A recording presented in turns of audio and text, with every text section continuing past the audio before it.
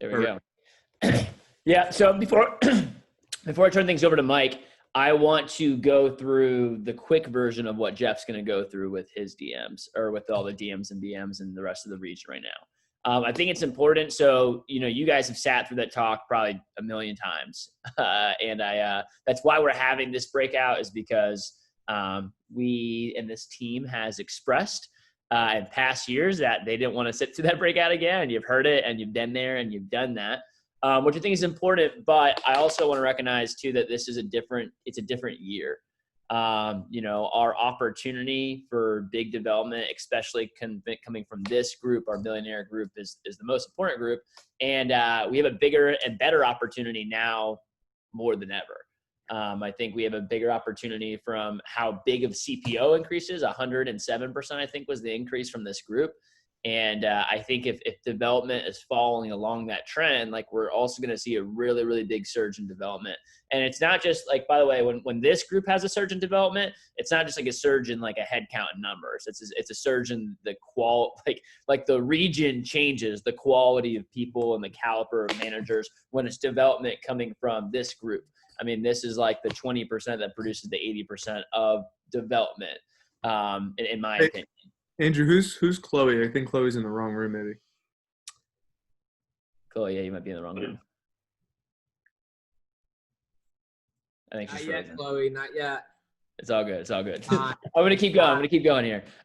So a couple opportunities that we have. Number one, I think about a year-round business. This is just something else to think about. It's like, for the first time really ever, like, I remember being a manager for years, and I recruit half my development, and half my development, I'd see you later, it was a good summer, and then send them off to whatever other manager that they're going to be with and start getting a lot of calls and hope it goes well for the fall and spring. Now that's not going to happen. There are no transfers. You have the chance to, like, I think about, for the first time ever, to really, like, how much better can your branch class be next year if you're working with all of them all fall and spring. Second thing is, like, you don't have to re-recruit a new staff every single campaign. Your kids that you're working with right now, no matter where they are, they can continue to work with you. And I think almost for the first time ever in our business, we have an opportunity to really build layers versus, like, recruit and then send them off somewhere else, recruit and then send them off somewhere else, hope they come back.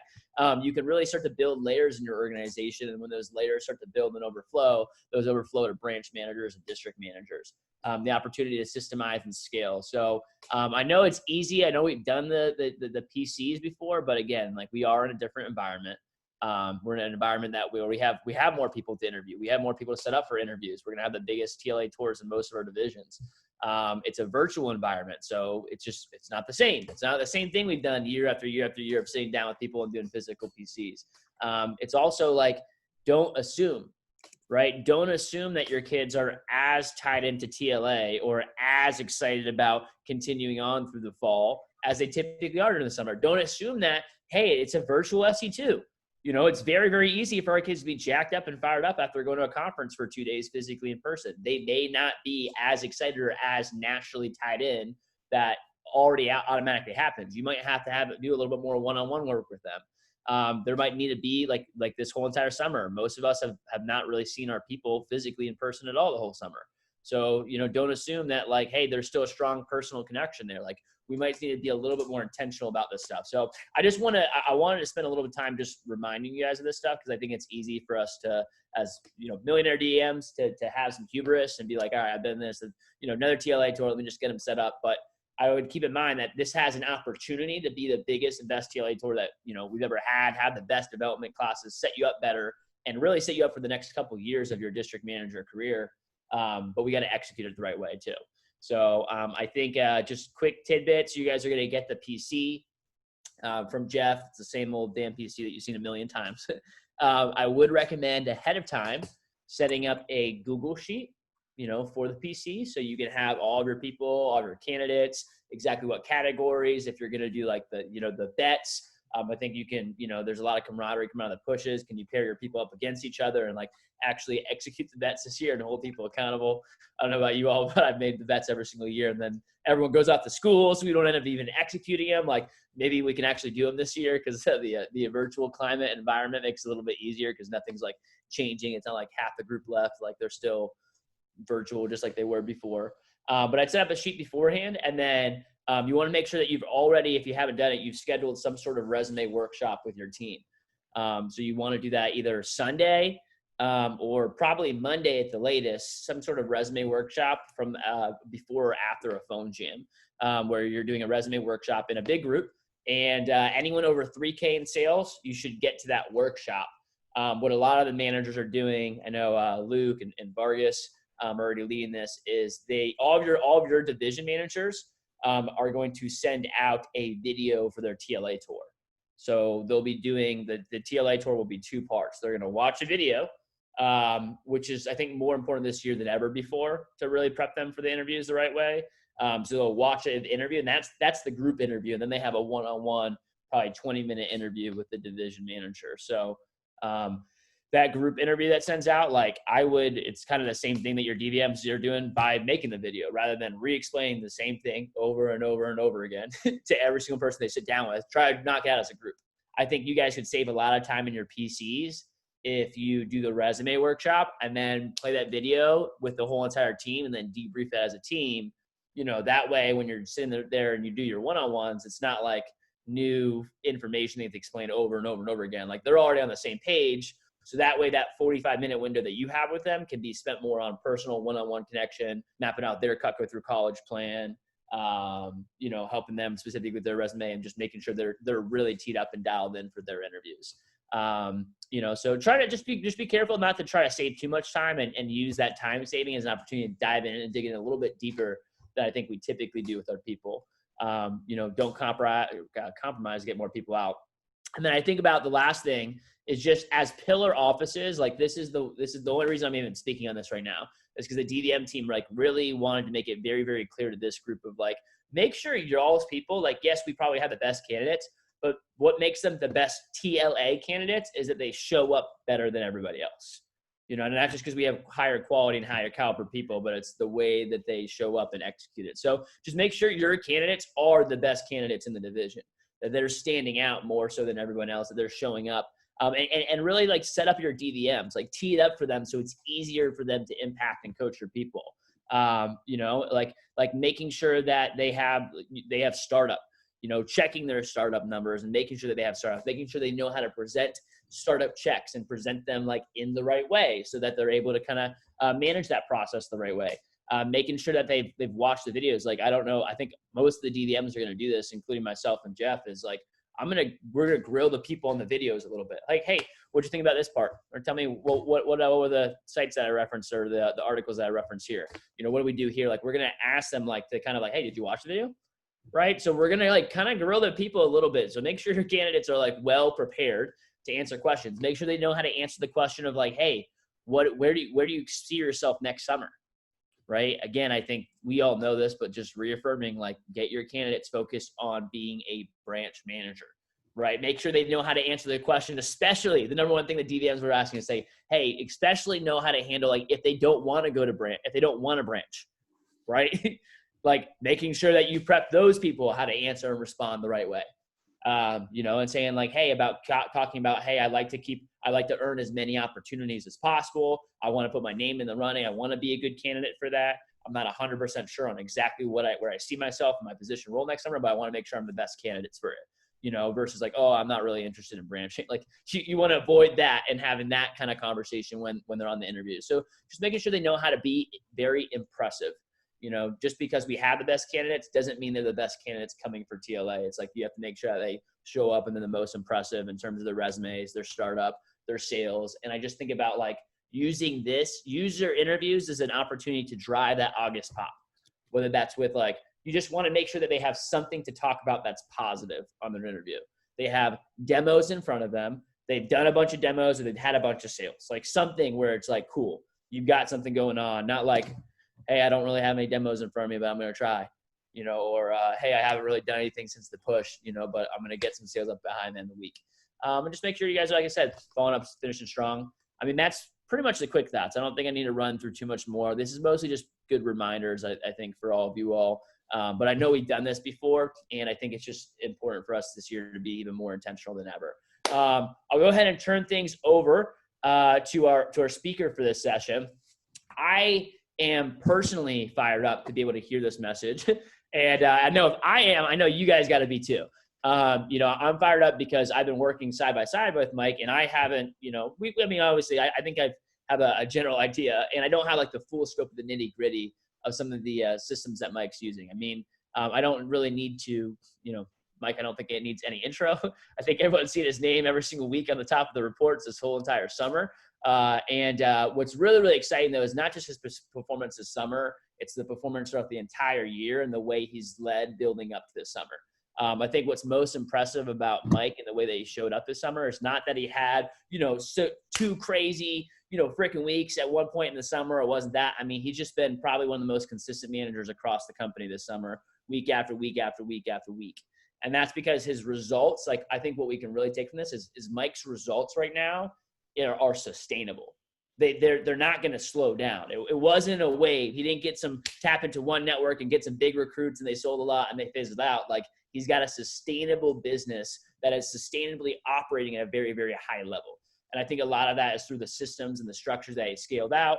I think Mike has been really one of the premier voices and people that have helped us kind of like the Eastern region is doing as well as we are. I think a big portion because of Mike's eagerness and innovation in the virtual world and helping us onboard that. So I just think there's a lot of things that Mike is doing. Going back to rewinding, I think back to our conversation with Biggs and Olean. I think a lot of us took a lot of value away from that of how to systemize and scale things out. And I think like a lot of us had a lot of light bulbs and not as many of us actually executed on what does that look like in our business. And I know that Mike has done a good job of that. And it might not be the perfect solution quite yet, but I think there's just so much for the majority of people on this call where you guys can take a lot of value from this and really learn how to implement this and start building sustainable systems into your business. So I won't take too much more of the time. Without further ado, I'll turn things over. Michael Bromwitz. Cool. Appreciate it, man. Appreciate everyone.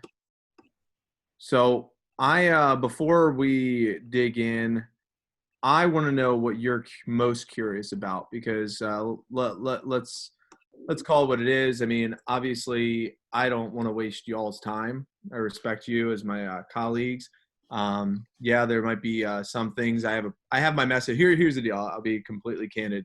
I had a whole message prep, and then Scott was like, "Let's keep it simple for let's kind of make sure that we don't confuse, and overwhelm or throw things out that maybe aren't, And I'm like, all right, so I know what I want to talk about with you, but I also want to know what you're most curious about. So why don't we go ahead real fast? All right.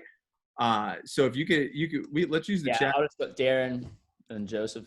Yeah, we could, you could type them in the chat box or you could just, we could do a little bit of both. So that way I could do my best to at least answer what your curiosities are. And then I'll also do my message I have for you. So chat's disabled.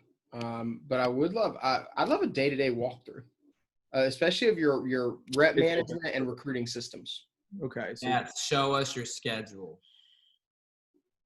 I want to Good luck. Not necessarily the schedule. Good luck. Y'all should see Mike's planner. The day-by-day focuses. These are kind of this is where we're focused on sales on Monday. This is where we're focused on recruiting. Is what I don't. The timeline is going to be different for every organization, especially to start. But I'm just curious to the day-by-day routine, Yes. Overall office schedule. Okay. Anything else that's that you guys are curious on? You can hit me up in the chat because I want to make sure that I hit on these things as best as I can. Yeah, I think, Mike, honestly, as I'm looking at your notes too, I think what you were planning on talking about is going to be one of the most helpful things to this group. Mm-hmm. So I think you're going to hit on what they think they want to hear. From a speaking standpoint, just so everybody knows, this is so I can create engagement from y'all. Not that I don't care what you're about to say. I already have my message prepared, but I wanted to create engagement. So that's why I asked that question. See how you guys peeked up and was like, oh yeah, call on me. Let me type this in. So were you going to add something? Yeah. My big thing would be rep management and how to not lose touch with the people side of things when you switch over to the WhatsApp systems and everything, because that's when we had a lot of drop off starting in the summer. So we started switching all that. And I think you were one of the few offices that didn't at that level. So what's rep management or WhatsApp systems? This is good. Good. Anything else that's curious? I mean, we could just dig in. I'm assuming you're going to discuss this either in your message or when you walk us through your routine, but I would love to see how you are empowering your top AMs, right? How you're working through them. Cause I feel like that's like a big point and focus, right? You most likely not doing a ton of that one-on-one management as much. You're really working through people. So really love to see that. Yeah. That's going to be, so that's good. So we got those four so far. Day-by-day routine, overall office schedule, rep management through WhatsApp systems, empowering top AMs. Good. So as you think of some stuff, throw it in the chat. Let me just go ahead and start. I have 3 main topics I'm going to hit on, and I'm pretty confident I'll hit on those that you said. But if I don't, then I'll make sure I do. So the 3 things that I'm going to hit on today are staff meeting, WhatsApp communications, and spreadsheets. So those are the 3 things, but I'm pretty confident that I'll hit on everything you just said during this. So staff meetings. So you've seen some of this before, but I'm just going to walk you through my slides. I prepare, my staff meeting is 1 hour to 90 minutes each week. But for that 1 hour to 90 minutes each week, I'll spend maybe 3 to 4 hours preparing for that 1 hour to 90-minute session. So this has been our goals since the start. I talk about this every week since the start of the year. We show the Silver Cup slides and how we're pacing. And this is from whenever this is from, June week 4. And then, we hit 2 of them, and then we just walked down the numbers. So every single week we're looking at the numbers as a staff. We had our summer goals, broke down our summer goals in the beginning of the summertime. Right now we're 349 launched. We're right at 3,000 PR set up. We have our over 30 TLA candidates, over 10K for the summer. And we're at like 870,000 without CSP, something like that, 800,000, something like that.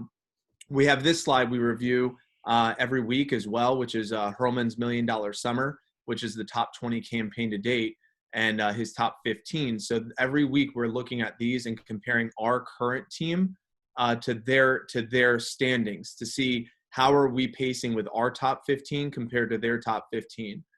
So we look at this each week. We also recognize withholdings, and we just every week we just talk about saving money. So this is from a couple of weeks ago before the push. We talk about the throw of the mill, and we walk it down every week of how close are we without CSPs and how to set up our push. Last summer, I journaled this, by the way. This is July 16th, 2019. So during this summer, we were talking about how could we build our SC2 push. Last summer, I did a journal activity. What would the ideal SC2 push staff look like? 20 reps on my alliance, launching 5 for 10K, and 5 teams of 4, 5 AMs leading mini teams, 17 roles that we wanted to fill. I had this in my journal from last year, and I had this slide that I've been talking about since last year. So during my staff meetings for the last 6 months, we've been talking about how do we manage non-alliance? How do we keep recruiting strong? How do we retain our rep alliance through mini teams and through captains? And how do we have someone that could manage our admin or our stats? So this is something that I've been thinking about since last year. So that's something else we talk about each week. Summer goals, we break it down every week of what our goals are, how much is left for us to hit those goals, and then breaking that down even further of what we need to do each week. So very outcome driven. So I know the outcomes. So the challenge of what I found in the past is that I wouldn't know what the outcomes are. I would focus on the activities, and I would get so lost in the activities that I would lose focus on the outcomes. So very outcomes driven and very purpose driven. So this is how we break it down. So just by looking at the numbers, you can see it brings logic to a very emotional business, right? What do I mean by an emotional business? We're looking at the sales report. We're looking at the competition. We're looking at how am I pacing for bonuses? We're looking at a lot of where our emotions are versus we go in, what do we want? Okay, why do I want that? All right, how are we pacing? Taking those numbers and just being very strategic every week. So this is how how was I able to take a 6K rep and have them run my entire SMRA program? How did I take a 5K rep and promote them to be an assistant manager? Because I knew the outcomes, I knew what I needed, and I knew what they needed to do in order to get those outcomes. They would watch me, I would watch them, they would watch me, I would watch them. And then I would delegate it. And every week we would just talk about how are they pacing. I'll show you how we set that up. Any comments or questions just by looking at just those first few slides of a staff meeting? This is excellent. I think it would be worth talking to Scott to have Biggs do like a workshop for the group to help us figure out what we want and kind of what that vision you did last year for SC2. If every single person on this call did that, I think that would make a big difference. Yeah, Mike, I see you writing and like the questions, I kind of know what I want and I kind of know what it looks like, but I haven't nailed it down nearly as well as you have. And I have more experience than most people on this call. Mm-hmm. So Mike, quick question. You said, so what do we want? Why? And then what was after that? So what do you want? Why do you want it? How are you going to get there? Okay. So it's like the how. We've heard it. We know the cliche saying. It's like the why is strong enough. The how will reveal itself. Well, it's like, it's kind of true. It's kind of true. I also, to a little extent, I also had to, properly teach and properly delegate, which is partially why I record everything. I record everything. Everything's documented because I never know what I'm going to need to like revisit or who's going to need to revisit it, more importantly. Especially with Zoom. I mean, that's why I love the technology. So also, I mean, I've been watching all of my stuff for a few weeks now, and like everyone should hop on it. It's not that you're going to implement every single thing. Like it is a different style, but there's so much implementable stuff to go through on there. Yeah, I have no problem sharing everything right now at this stage of where I'm at. I mean, because I'm using it for my own people, and if it can help our company, I truly believe that this level of thinking is going to transform what it means to be a district manager in an organization. I mean, it's really exciting. So let's go. This next slide I'm going to show you might be my favorite slide of all time. And the reason why is because this one slide took me about 4 hours to create. This one slide was very pivotal, okay, in our entire summer process. And it started, I didn't take a picture of my planner, but I turned my planner into this slide. I'll take a photo, I'll put it in the middle group, but this one slide is pretty epic. And this one slide is this, and how to improve our recruiting efficiency. So I broke down the rep experience from the first point of contact until their day one PC. And I had this conversation with my assistant manager, Jessica, of what is the point of contact all the way through their first PC? What exactly is that experience like? And what needs to happen through every step in the process? So that way we were getting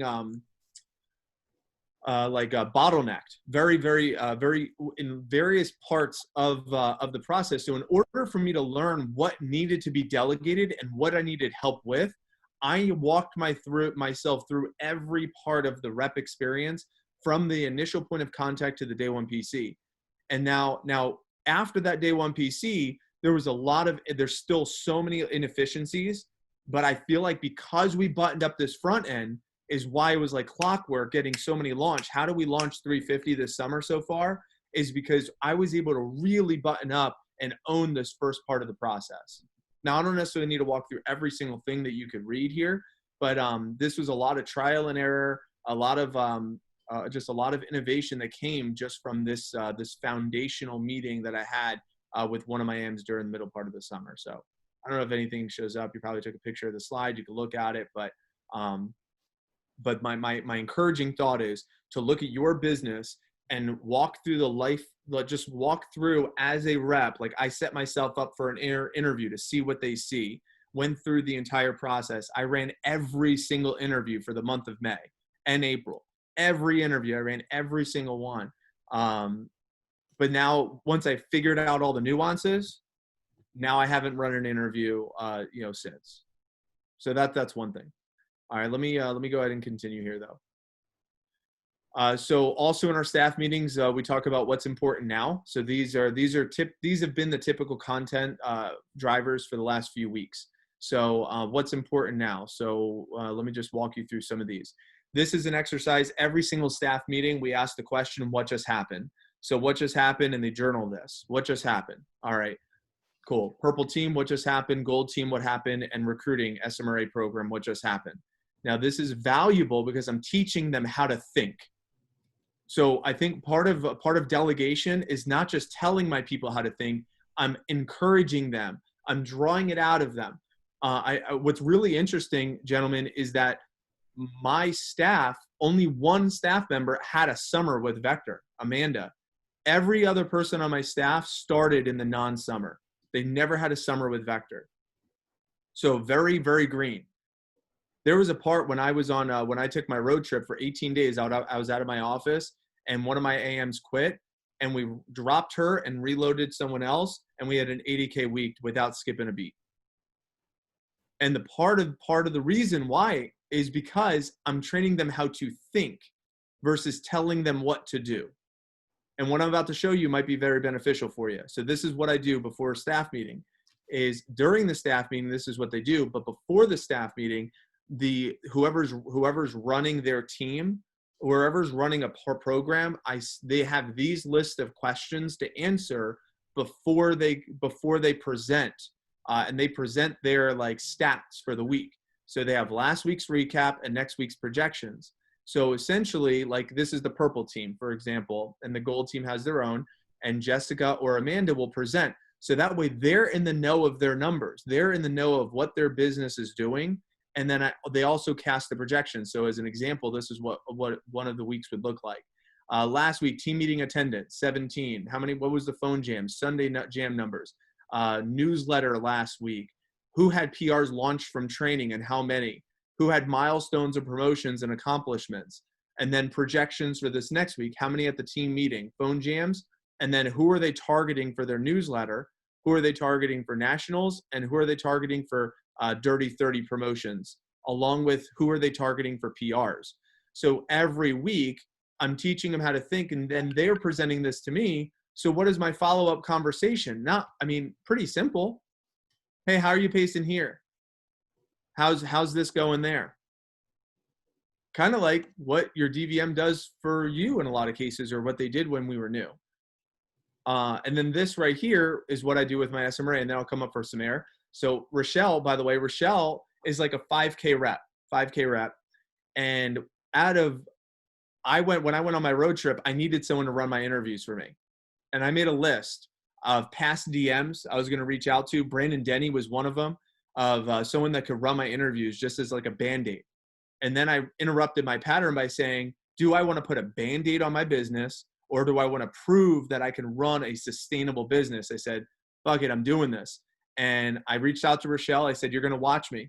And I recorded a bunch of interviews. She watched those. She watched me. I watched her. I said, cool, you're going to read this script. I reached out to Trey Ketchum's, one of his branches, Andrew Snelson. I said, can I get your Georgia script? I compared it to what I was doing. It was easier, a lot more simple, less complex. I said, this is what you're going to read. We're going to go through this. I said, you got this. And I gave her a really nice bonus. I said, if you could do this for 1 week, I'll give you $500. If you could just get a 50% show and get 100 set for training. And she did it. I said, all right, do it again. I'll give you another $500. And she did it again. And now she's been running my SMRA program along with my recruiting program. So sometimes you just got to believe in people. Sometimes you just got to show them what to do and how to do it. And she wasn't selling. She was like 0 for 18. So it was getting just crushed with sales. And that's it was a tough decision for me to make, but it was one of the best decisions that I made during the summer. And sometimes it came out of, I don't want to say it was out of desperation, but it came out of necessity in order for me to prove to myself that the systems are transferable. Mike, can you share that screen again whenever you get a chance? Yep. So Rochelle not only runs the interviews, but she runs the SMRA program. So I trained her back in February as an SMRA, but just because I wanted to have a backup just in case. And she was pretty low, but she just was hungry to learn. So how many hours did she give the week? How many new phone numbers? By the way, this metrics, if you're not aware of this metrics, how many new phone numbers per SMRA? So for you to be profitable. Any guesses? Do any of you have a guess on what that number is? How many phone numbers does an SMRA need to generate in order for it to be profitable for you as a district? Like 7 to 10. In 1 hour, I'm sorry, in an hour. Oh, I thought you meant like. No, in an hour. In an hour. 2.5. Believe it or not, it's like a 1.2 to 1. If your SMRA can get 1.2 phone numbers for every 1 hour they work, it's profitable for a DM.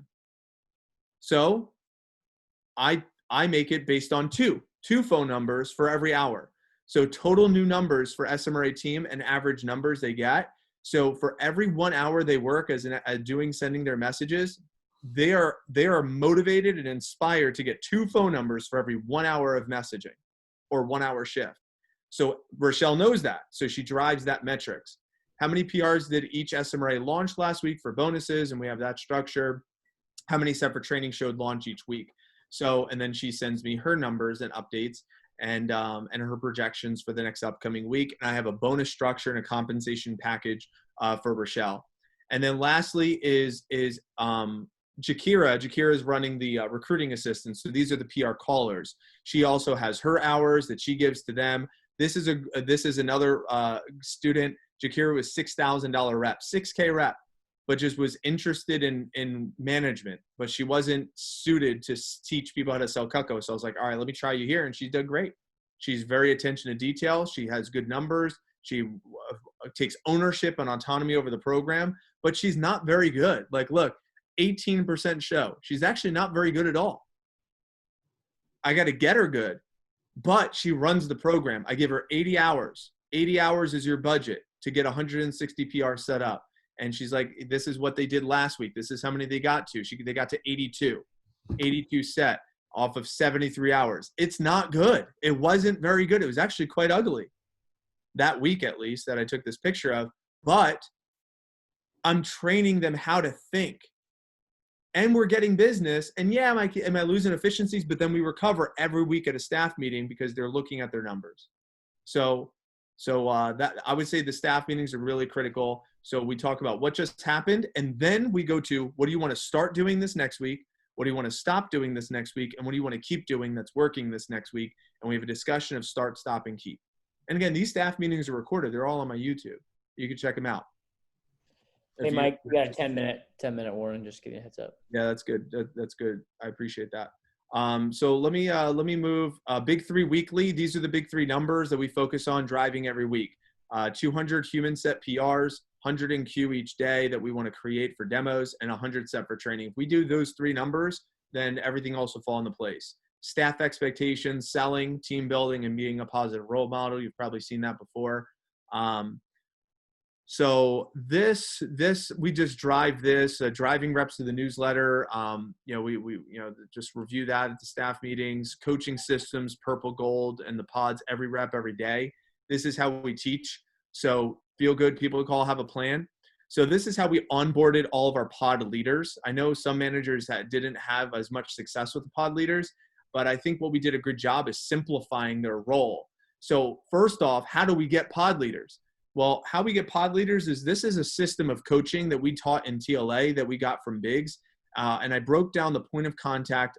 This is like months ago, from an AT1 PSP to their Tuesday benchmark, to their first Thursday, Friday benchmark, right? And this slide right here, you could see fast start recap to this is their advancement. So their second paycheck is an advancement convo on the Thursday, Friday benchmark.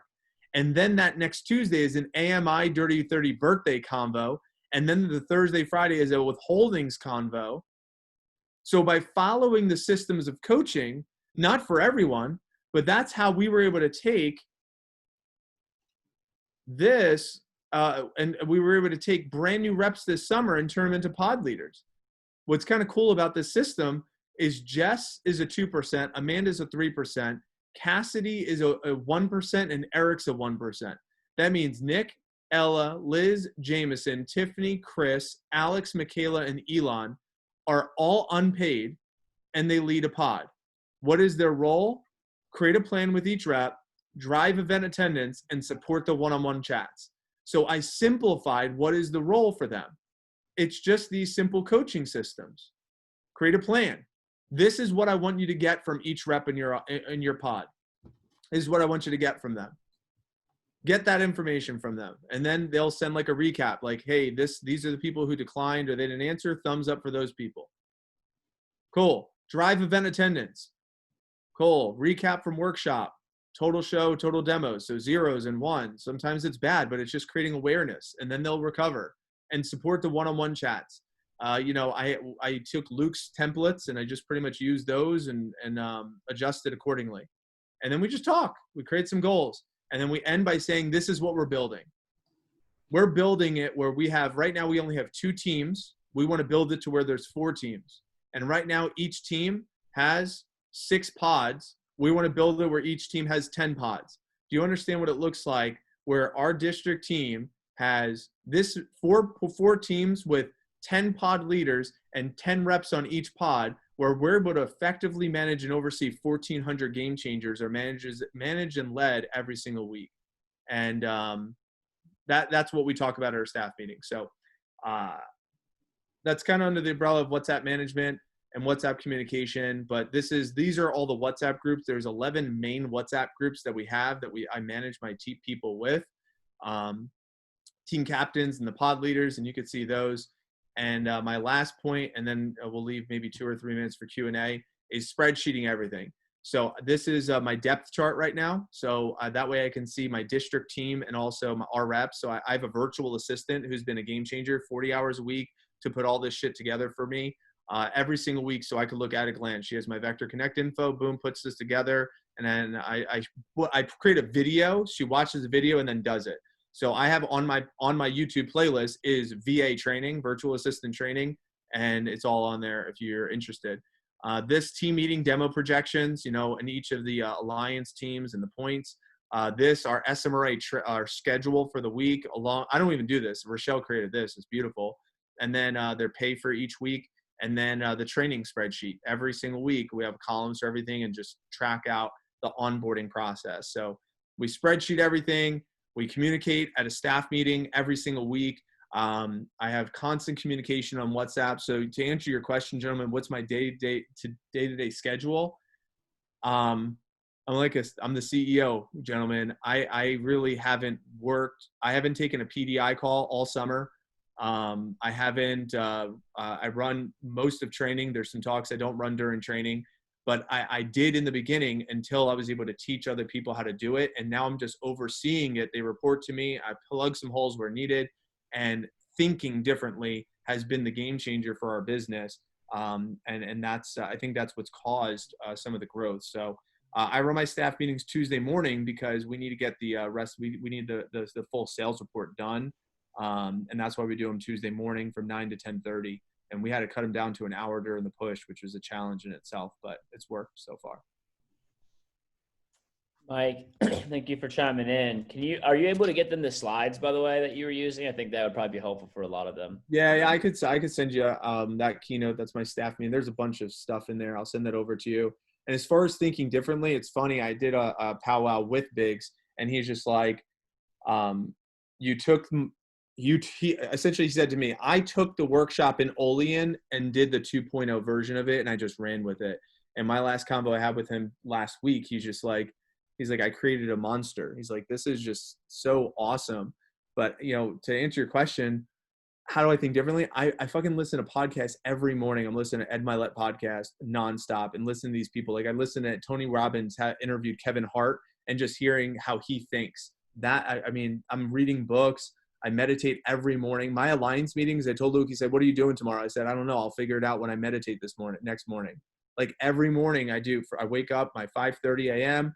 I walk my dog. And then from 5:40 to 6:10, I'm 30 minutes in a morning meditation and a lot of clearing out yesterday and coming up with the ideas. They come to me in the morning that day. I haven't been journaling as much as I would like. I haven't had Mike Chu has been great as well. He's helped me think differently too. And working out 4 days a week, feeding my body, feeding my mind, taking care of the business, taking care of my wife, and getting gains. Yeah.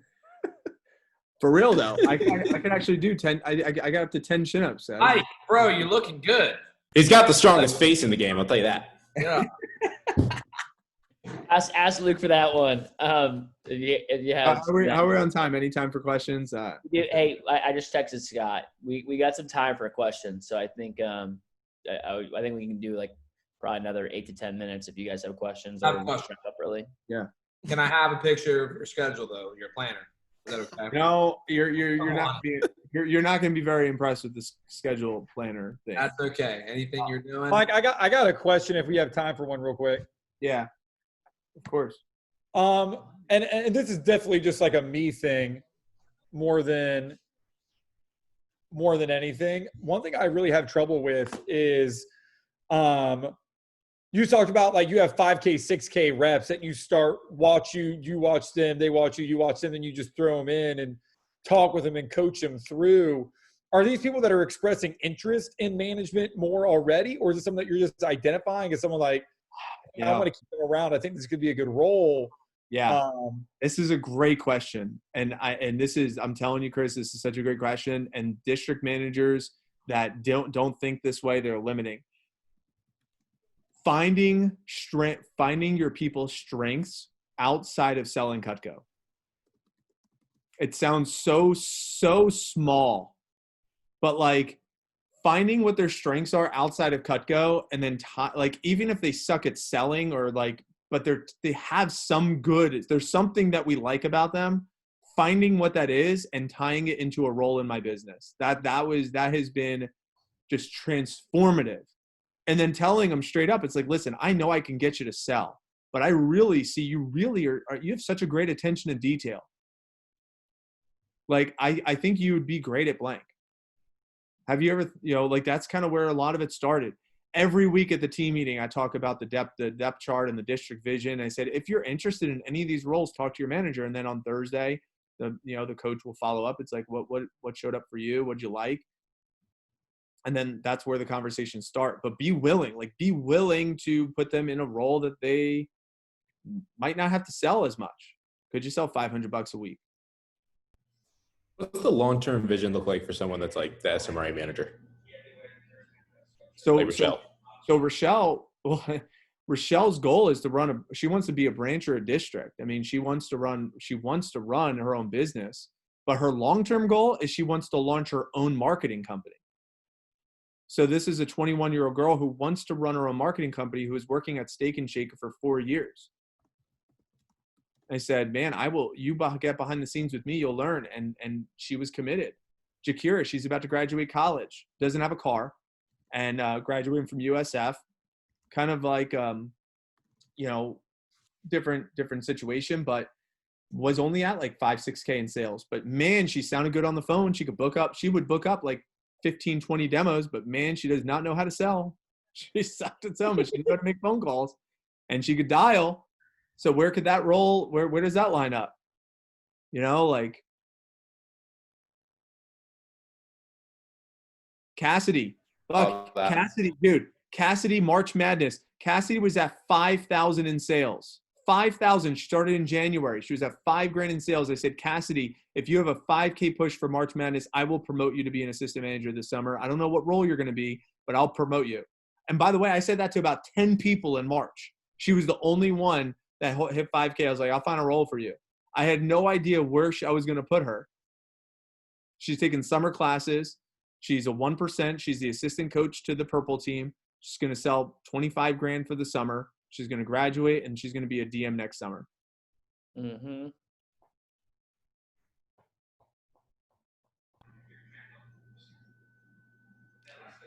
You have any other questions before we wrap up? Yeah, we got like a couple minutes.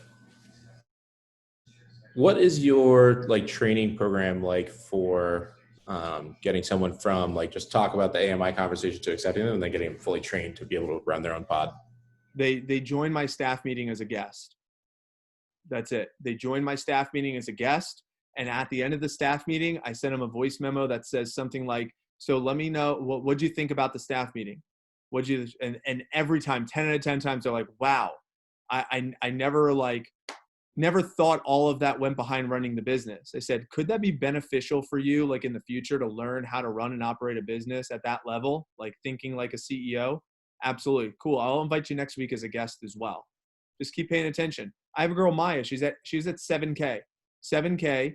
And here's what's cool. Nick Franklin, my number one guy for the summer, he was going through like a breakup and he just went ghost for a couple of days. So I said, Maya, you're taking over Nick's pod. And she's been a guest for the last 3 weeks. She's like, but I don't know what to do. I said, I trust your judgment. Can you follow? You saw what we went over at the meeting? I said, I trust your judgment. You have the templates. I believe in you. She took over his pod for the week that he was out. Maya's over. Now she's over like 12K. She just sold a grand last night. She's having a solid push. And she's going to be my next pod leader. And I'm building it with depth, the vertical growth. Mm-hmm. I think one thing, guys, that Mike does well is his everything's clearly outlined.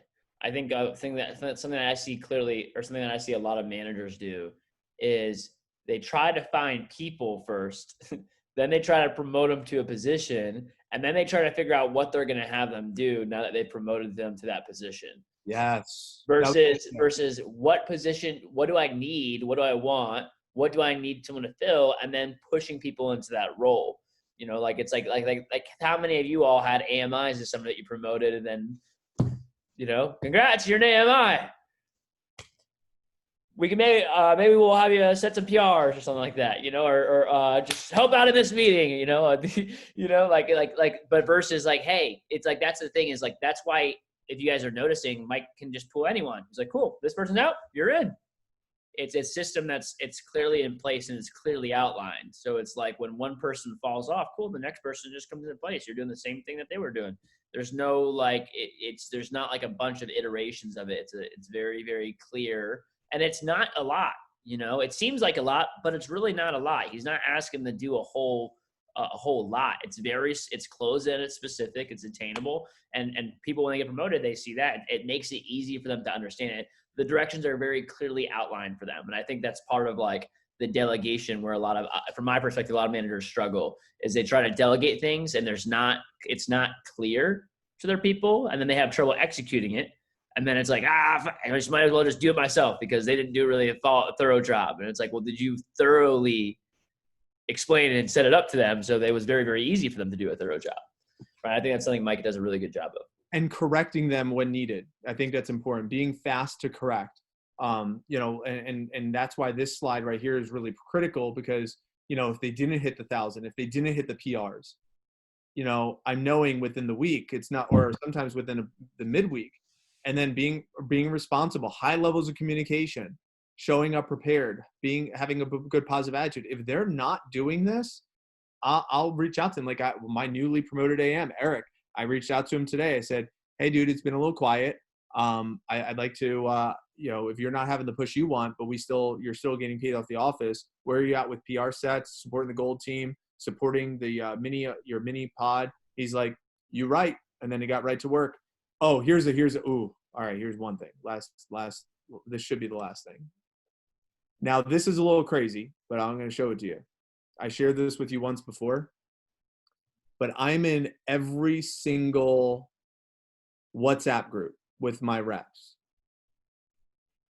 So every single person who's launched out of training, we have a coaching chat. So every rep has a coaching chat. And who's in that coaching chat? So let's say, for example, if this is the rep, Patrick is the rep. So he has a pod leader, then he has 2 assistant managers, and then he has my virtual assistant who does his base pay, and then me, all in one chat with him.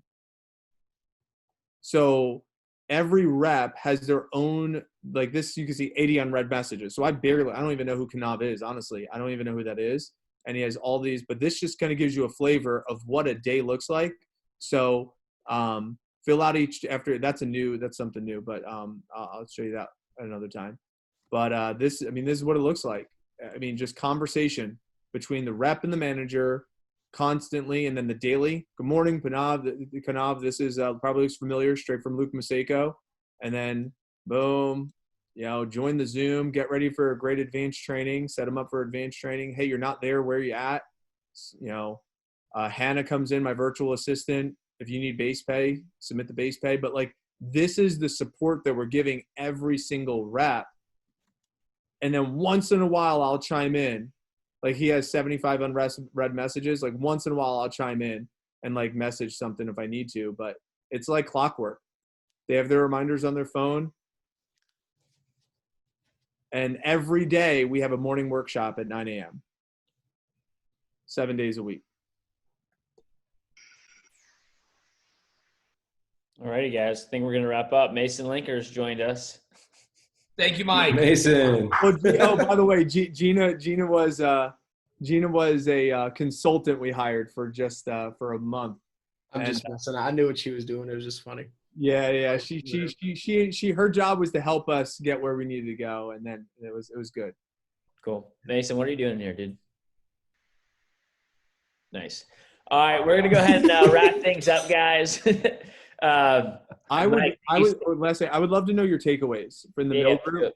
In the mill group, if you could post your biggest takeaways, just for my own knowledge of what landed for you, and also for Scott, so that way he knows like kind of what we went over. Would be helpful. Yeah, that'd be great, guys.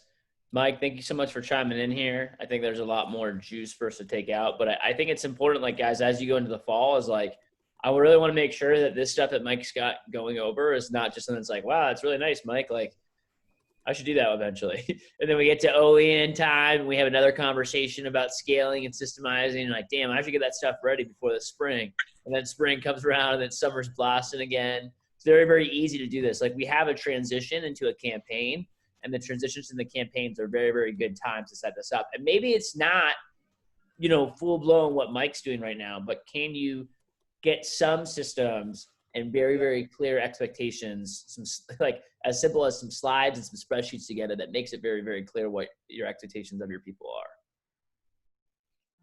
All right, guys, we're going to hop back in there. 1:55 is the reconvening time.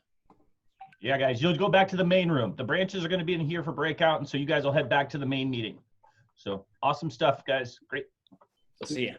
Dan, are you staying in here or what? You could stop the recording, Dan, if you wanted to. I'm going to stop it and restart it so that I can get the other one. Yeah, that's okay. Dan, could you throw on some